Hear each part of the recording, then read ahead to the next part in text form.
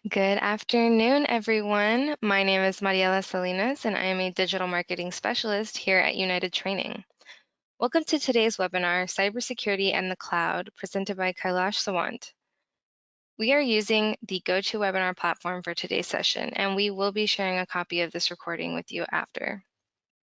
We do encourage participation throughout the webinar, so please use the questions option in your GoToWebinar dashboard for our Q&A portion after the presentation.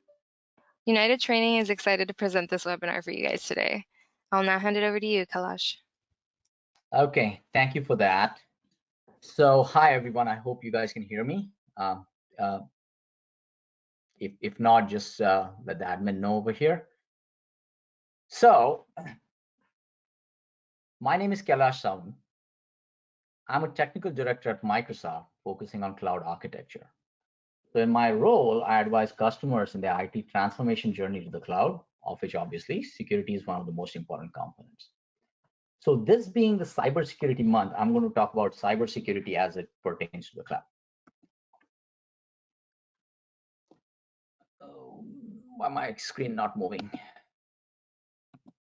Okay, fine. So let's say Maria starts the day by opening an email, and this is probably a scenario that most of you guys face every day, where she sees an email from one of an entities that she corresponds with regularly. She clicks on the URL in the email, not realizing that it may contain malware.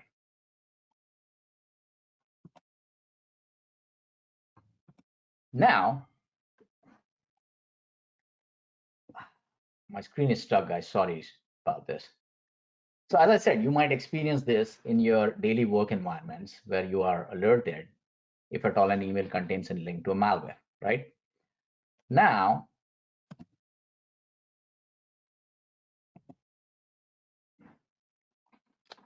Maria maybe closes the link.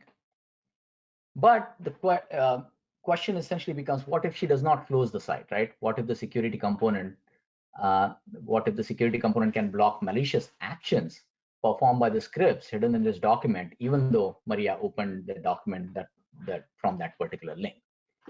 So this is one at the end of the spectrum, wherein a defender kind of a software on Maria's laptop or her device kind of protected her from that threat. At the other end of the spectrum is John, who essentially is an IT security manager for the company, and he realizes that Maria's identity has been compromised. And he might not just realize this about Maria's identity, but maybe a few other users out there too. And the typical risks that people in this particular role, or essentially security admins, that they see is, they see users with leaked credentials, they see sign-in from anonymous IP addresses, an impossible traveler scenario. Typically, let's say someone typically signs in from New York, or someone signed in from New York, say 5 minutes back, and all of a sudden ends up signing in from somewhere out in Europe. So obviously, that's an impossible traveler, right? So these are the typical patterns that they see. And when such a thing happens, what if John performs further analysis, identifies what the precise risks are, and creates a new enterprise-wide sign-in policy?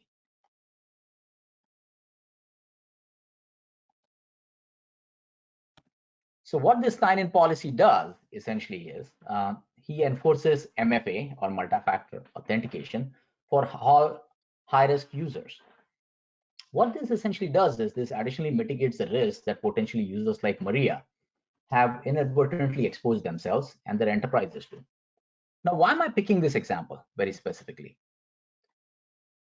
Because although small, this gives you an idea of what it typically entails when we speak of cybersecurity on a day-to-day basis in an enterprise, as far as the workforce users are concerned.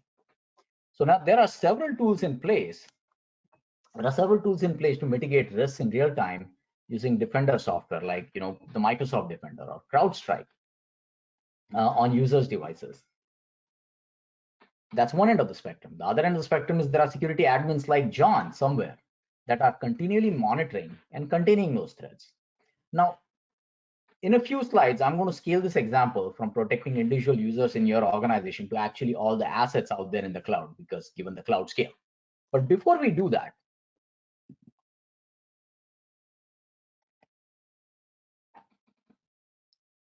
I want every one of us to understand the impact caused by security breaches. Now, I'm not going to read through the slide, but know that there are several types of attacks that happen every day.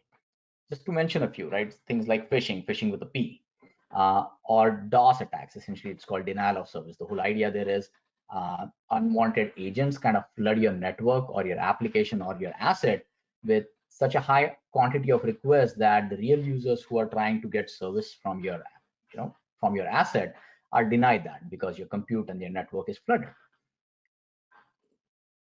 And today, as we all know, these are not just carried out by individual hackers, but rather by state actors, right?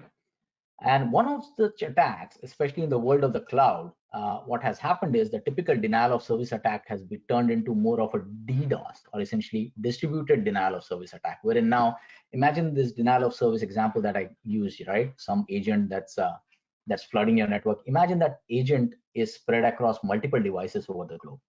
So now just blocking one set of IP or a small set of IPs is not going to do the trick. And I will give an example here. A simple Facebook game can be an inadvertent participant in such a DDoS attack. And digital transformation has brought in a new dimension into these attacks altogether.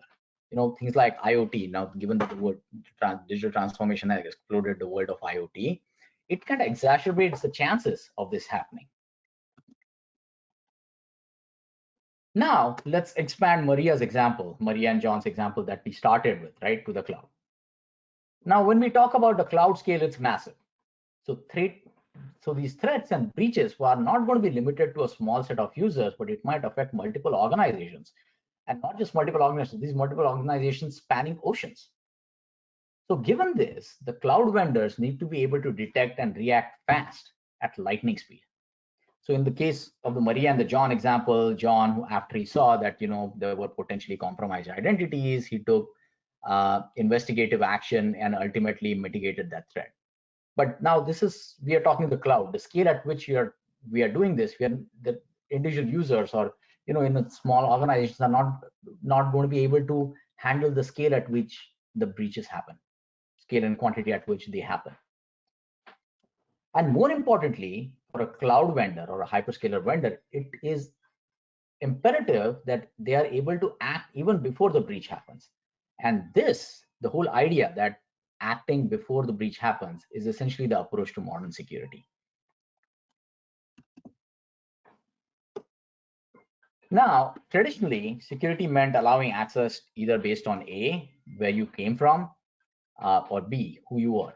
Now, this approach is still a cornerstone of security and is continued to be used, but it's not enough to protect and react if you were to operate at the scale of the cloud. So modern approach to cybersecurity or cybersecurity in the cloud is all about intelligent decision making. So with the cloud and the access to on-demand AI services, right? For example, you don't have to buy all that AI. I mean, you can use as you go. The approach to modern security has definitely matured leaps and bounds over the last few years. What is that approach? That approach essentially is called zero trust security. The whole idea is with users working from cafes, right? We are living in a pandemic today. Working from cafes and mobile locations, you assume that the enemy has breached into your castle walls already. So this approach is based on protecting your cloud perimeter, one, and your assets. Then being able to detect and even predicting the threats. Third, being able to responding and containing them, containing those threats, and more often than not, containing those threats in an automated fashion. And most importantly, learning from it in an automated way and adding that pattern to your protection set. And the whole idea is this cycle continues to iterate upon itself and learn, right? Essentially iterate upon itself and learn and make your environment secure, more secure by the day. Now, does this mean when you modernize yourselves to the cloud, all this is going to be automatic? I mean, can you just throw your stuff into the cloud and go take a nap? Absolutely not. I mean, security is in the cloud. I mean, this is very important to know. Security in the cloud is a shared responsibility. So as you move more and more towards SaaS kind of patterns, security is going to be more and more going to be a responsibility of the hyperscaling vendor, right, or a cloud provider. But we are far from it. Most enterprises fall somewhere in those two central columns that you see on the screen, wherein they are either SaaS or PaaS heavy. So the reason I put this particular slide together is so that you understand what a typical buildup of a modern intelligent cloud looks like. Now, given that I'm a Microsoftie, I'm going to talk in terms of Microsoft Azure, which is obviously one of the leading cloud platforms today, right? So think about it this way. So when it comes to Microsoft Cloud is built on a collection of data centers or data center infrastructure that is spread across the globe. Obviously, we are a global cloud, and stitched together by its intelligent cloud fabric that forms, essentially this layer over here that you see. It's called the IaaS, so the infrastructure as service layer. And now, what happens is Microsoft being a leading software company on the planet, all of its products that are made, right, they're made in a cloud first fashion, and Microsoft exposes them as platform services on top of these infrastructure services that you see over here. So these are all the platform services, wherein, for example, you can just take your code and throw it into this service, and it's going to be up and running. You don't need to stand up your virtual hardware or anything of the sorts. And last but not the least, and this is one of the very important piece, and what you see on the top, these are essentially our SaaS services. Essentially, what I said, right? SaaS becomes more of a cloud vendor responsibility when it comes to managing security. SaaS, which is defined as software as a service, that's the topmost layer that Microsoft provides. That comprises of typical Microsoft products like Dynamics, business apps that you see over here, our M365, our Office 365 suite, our Outlook, our Bing services. All of them form into the SaaS categories. And all these services are protected and secured by an array of services that I've highlighted in orange on the left over here. And we are going to talk what some of these are and how they are used over the next few set of slides. So the first part, and this is pretty intuitive, the first part of protecting and securing the cloud is securing the physical data center itself, right? So imagine the data center layer that I talked about on the previous slide. If anyone today has taken a tour of a cloud data center, you'll get an idea of what security is, and I'm really being serious about it.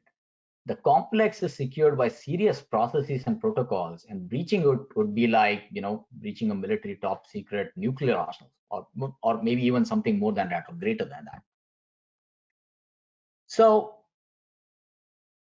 now I mean, for the most part of this presentation, I'm not going to actually spend time on any of these physical protection layers, but I'm actually going to be talking about component security, not component security, but cloud control security, which probably pertains most of the cloud users. But this talk would be incomplete without kind of giving an idea of what it means and how data centers are secured. So moving along. So the cloud providers not only secure their physical data centers by this elaborate set of processes and practices, but they also make sure that they secure all the components that go into building the hardware in the data centers, right? The hardware and the fabric, and those components are secure. And I'll give you an example of how this happens basically. So think about the cloud fabric that I told you that stitches all these data centers together, right? As a kernel of the Microsoft cloud platform, Azure, essentially managing resources as needed, right?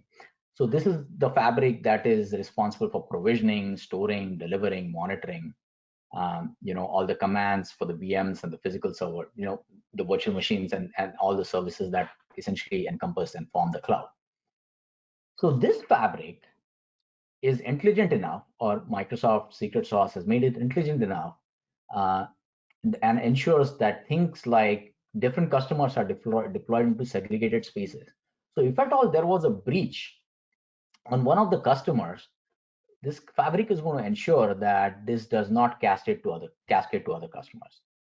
And plus, there is a lot of security built into the hardware and the system modules itself that are glued into the data center. So Microsoft Cloud or even other hyperscalers ensure that the hardware components that go into building the assets, right, are secure themselves and are sourced from a limited set of suppliers. These suppliers, and not just suppliers, even Microsoft or any cloud provider itself, they adhere to these manufacturing protocols when these pieces are manufactured and glued in. Additionally, all these hyperscalers, they have purpose-defined teams that use state-of-the-art technology to actually practice or try penetrating into their cloud services. And as you see in the slide over here, the red team and the blue team, that is typically the Microsoft pattern here, or what Microsoft entails. There's a red team that typically tries to penetrate into the cloud, break into the security day in and day out, and the blue team that defends it. So if you think of it like this is a real-time war game that's played 24/7 at hyperscalers or cloud vendors and cloud providers.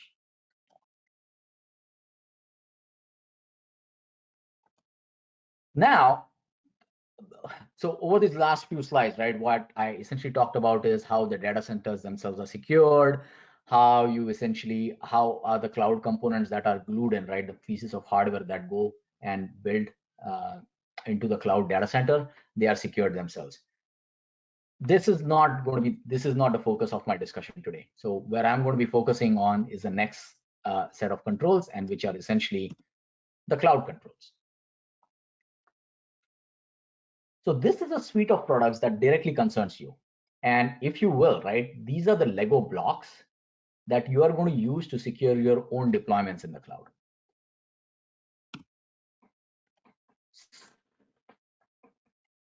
So when it comes to defending your deployments in the cloud, right, and this is like any cloud that you use, the 5 security concerns that you need to be addressed.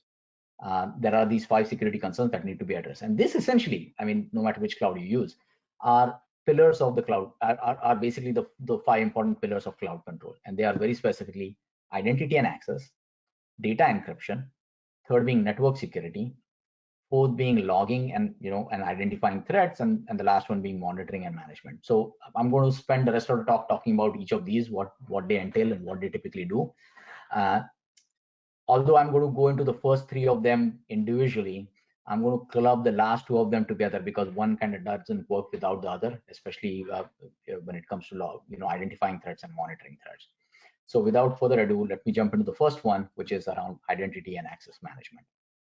So now today, right, as we look around, there are personal phones, tablets, and what you see is there is not a single cable. So you are when you are getting your work done. So essentially, you are accessing many applications from many devices across many networks.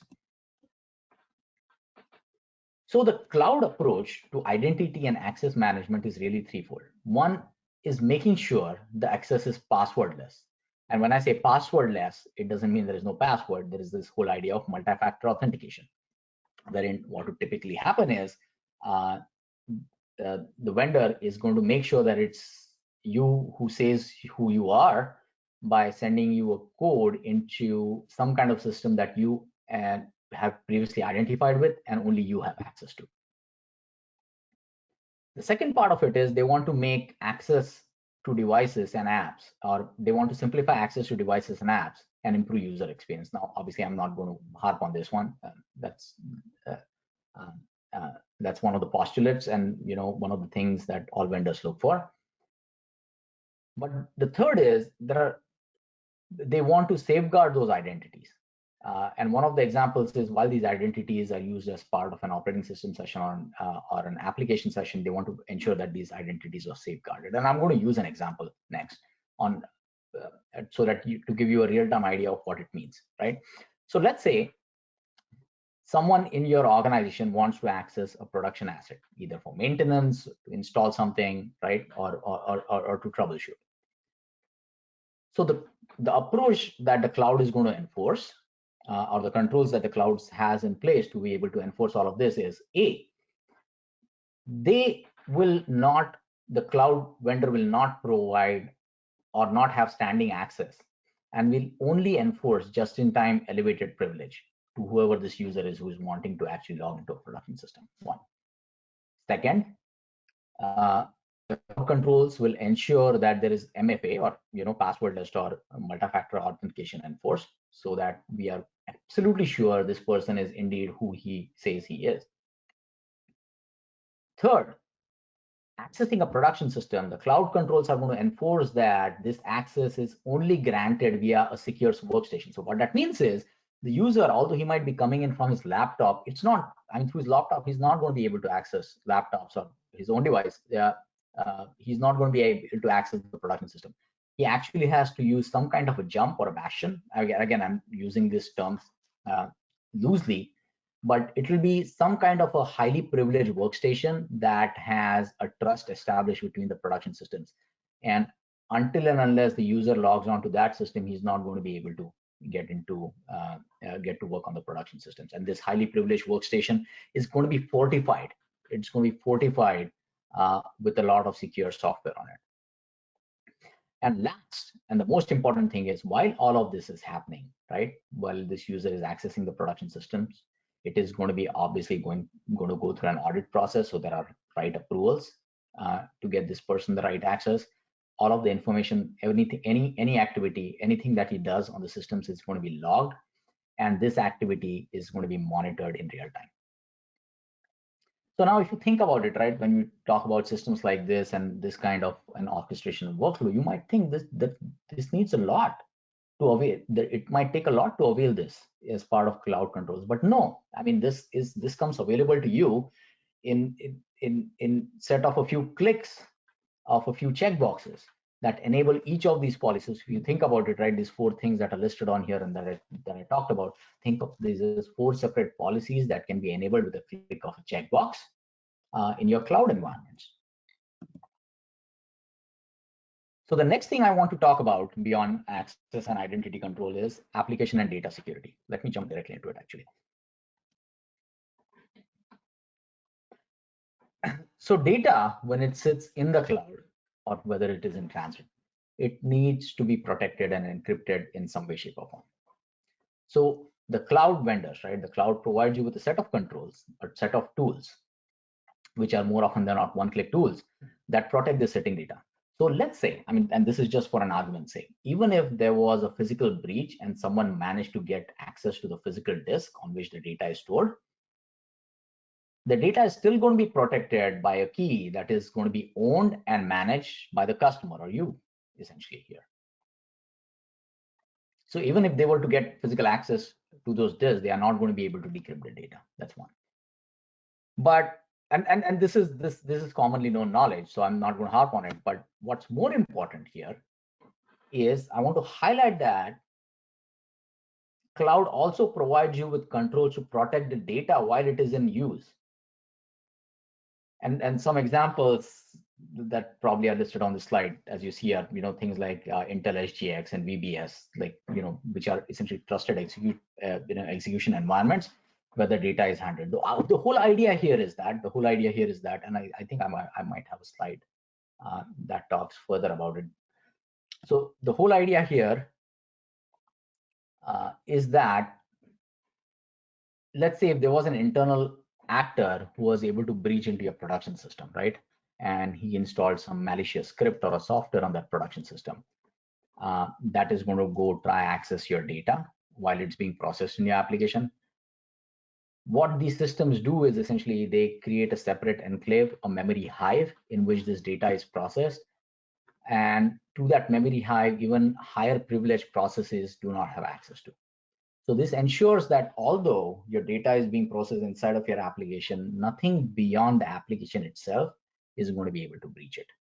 And obviously, the application that uses the data needs to use it, so it obviously needs to decrypt it. So the application will always understand what the data is. It's basically any third-party process that might want to gain access to this data will absolutely not have the permissions or capability to do that. And that essentially is the idea of confidential computing. You can read a lot about it nowadays. You can search for it and you'll find a lot of literature around it. Now, the third pillar, which is a very important pillar, is network security. More often than not, when you start designing your cloud landing zones or your cloud deployments, right? This is probably where you are going to start, because uh, this essentially protects your network perimeter.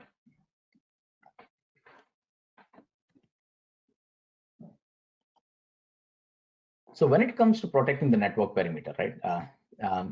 Clouds provide a cloud. Most clouds provide you with a set of controls. Again, I'm going to talk in terms of Microsoft Cloud, essentially Azure, right? So on the left side of the spectrum, you will see things like DDoS and firewalls that ensure that you have the intelligent protection above and beyond a traditional means of protection, like protecting your network perimeter using ACLs, which are provided by these things like the network security groups.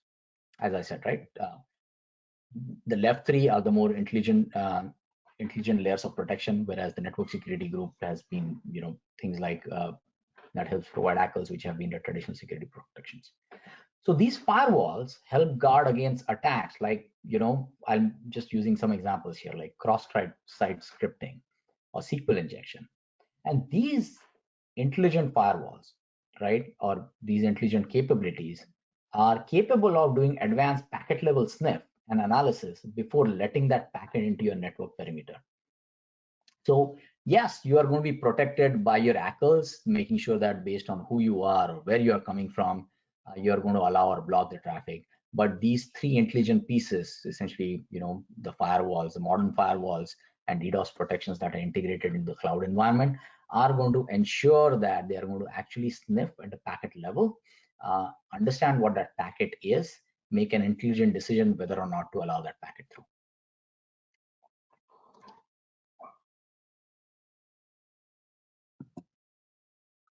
And with that, I'm actually now going to talk about the last piece, or the last two pieces of pillars, essentially security management and threat protection.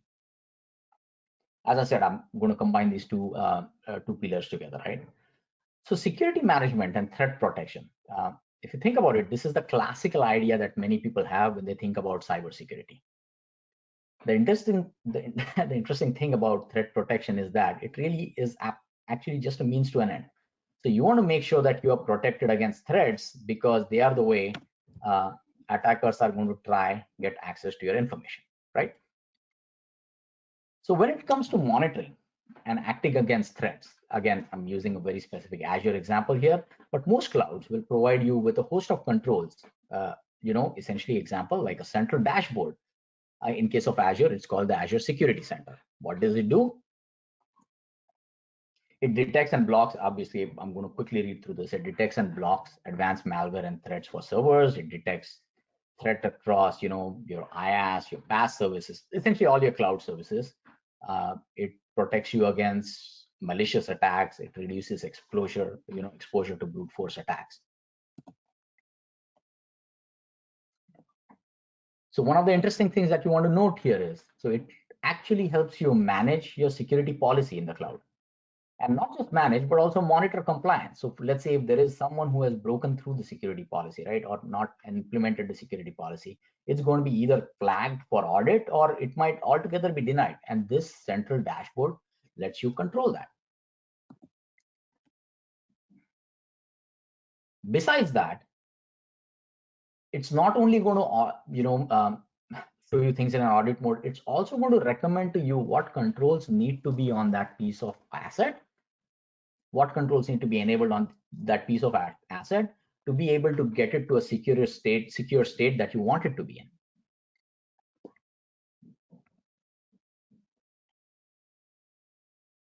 So if you take a step back, right? So this security center that I talked to you about, the central dashboard that controls everything, that monitors your security, tells you what's wrong with it, and recommends, or it's prescriptive about what kind of controls that need to be put in place to be able to bring the security posture to the level that you want. How does it do it? Basically, every Azure service or every cloud service and asset that's out there in the cloud, right, essentially has an agent, which is part of that intelligent Azure fabric, right, sitting on them, that is continuously spitting out telemetry. And this telemetry is analyzed and assessed by AI and ML based intelligent processes intelligence processes in real time. And this is a serious business, guys. This is a serious business. As flat as my statement is, the amount of analysis and the amount of compute power that goes in to be able to carry on this intelligent, analysis is huge. It's humongous.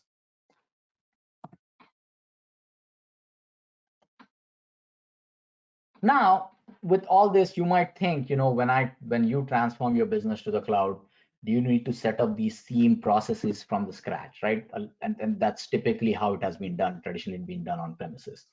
And the answer to that, the answer to that actually is tricky, but I'll simply say no. Why? So although you get some tools out of the box like Azure Security Center, which you might have to build some additional pieces on top, to be able to get your security posture to where you want it to be. But then at the same time, there are a lot of pre-baked cloud native options. And in case of Azure, there is an Azure asset called Azure Sentinel, where now organizations don't have to invest on creating the security monitors and the SIEM processes and practices themselves.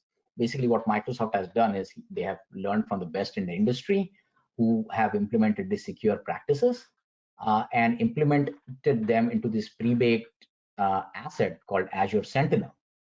And what that does is it gets any organization that wants to be moving into the cloud up and running on a security posture that they intend to, or even beyond that, right on day one, right at the get-go with one click.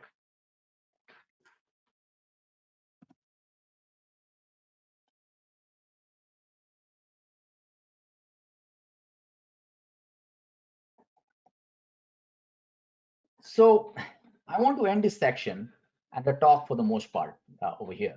Um, oh, so, so to end this section and talk for the most part, right?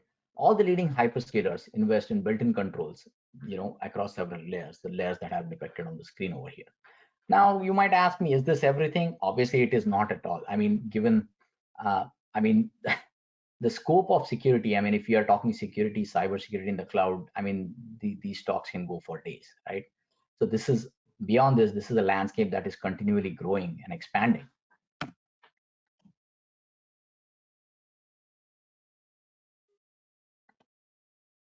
So now, before I end, although I did not create a slide about compliance, this talk will be incomplete without a mention of it.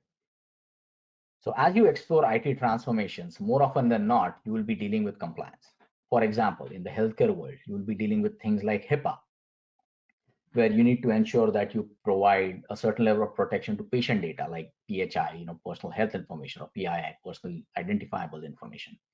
Likewise, let's say in the aviation world, you will deal with things like ITAR, or say in the financial world with things like SOX, right? Sarbanes-Oxley. So remember that security is a central pillar and a central theme across all of these, wherein an appropriate use of security control set comes into play. Now, there are obviously additional aspects to these compliance standards, and it's not just around security, right? For example, SOX might need you to ensure that in case of a disaster, your data is stored in a region certain miles apart, but obviously that's a topic for another day. So the point I'm trying to make is know that when you address security for your cloud transformation, be aware of the compliance standards that you need to meet. And with that thought, I would say I would end my monologue here and open this up for Q&A. Perfect. Yeah, of course. I'll give the chat a couple of seconds to throw any questions if they have any at all. But I think you covered quite a bit, lots of amazing information in those slides. Let's give it a minute.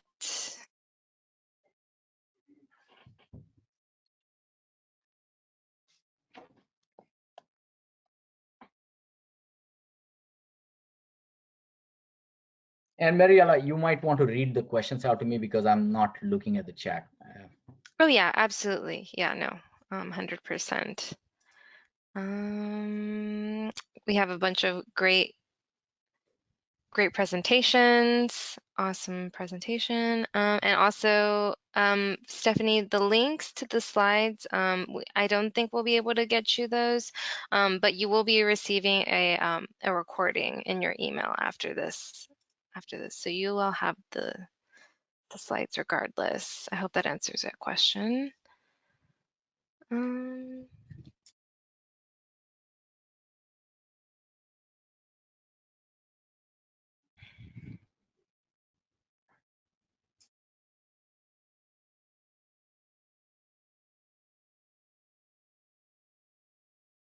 yeah, it looks like you covered everything. I think that I'm giving us another minute, maybe. Doesn't look like we're going to get any questions, but closing statements. We can just end this with thank you so much, Kailash. I think we've all loved this information. It was great info. Again, we will be sharing this recording with you guys in an email after the webinar. So if you have any more questions for us, please just throw them in the chat. If not, we will definitely follow up with you guys if you have any other questions, okay? Thanks, Helen. Alrighty. Thanks, guys. Have a great rest of your day. Thank you all, and thank you for joining.